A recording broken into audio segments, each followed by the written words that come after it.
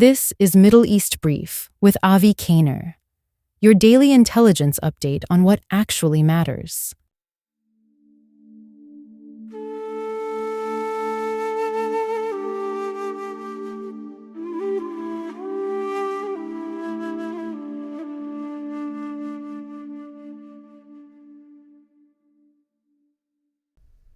Anyone who has spent time in the Middle East knows that negotiation is not simply about getting to yes.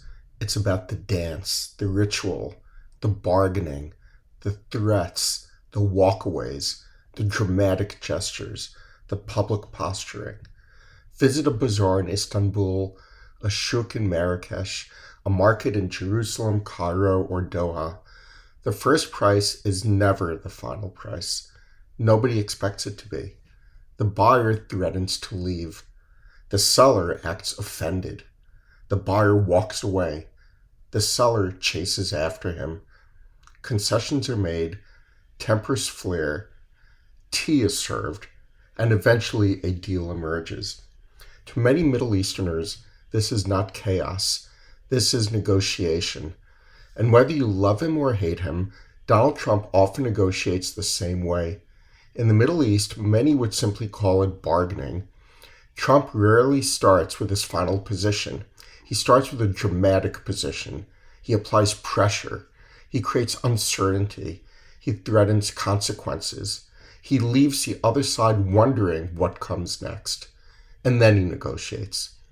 That style frustrates many Western diplomats who prefer carefully scripted negotiations behind closed doors.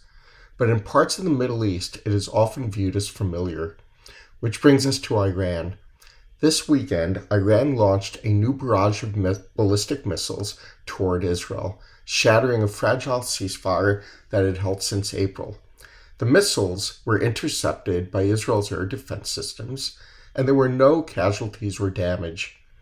But Israel responded quickly. Within hours, Israeli aircraft struck military targets and missile infrastructure inside Iran, including sites across western and central Iran. Explosions were reported in Tehran, Isfahan, Tabriz, and other locations. At the same time, Trump publicly urged Prime Minister Bibi Netanyahu not to escalate further. That may seem contradictory, but it fits the bazaar model perfectly. Pressure, response, counter-response, and then an attempt to return everyone to the negotiating table, as seen in the president's posts today. Trump knows that Iran must feel pressure to make concessions. It reflects a broader reality about the Middle East. Many conflicts in the region are not resolved through neat diplomatic formulas.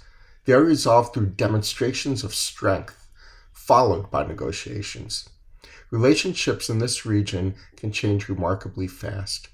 Public opinion can change remarkably faster. What appears impossible one year can become conventional wisdom the next. That is why Trump's approach resonates with some leaders in the region.